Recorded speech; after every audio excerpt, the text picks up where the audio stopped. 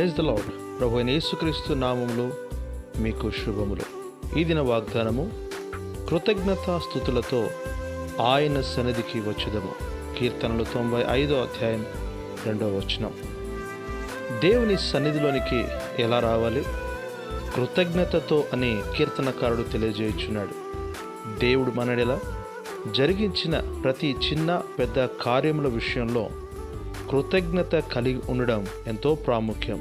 కృతజ్ఞత అన్నది దీనత్వమునకు సూచనగా ఉన్నది. కృతజ్ఞత లేకపోవడం అనేది ఒక పాపమే. అంతేకాదు, అది మనలను గర్విష్ఠులుగా చేయును.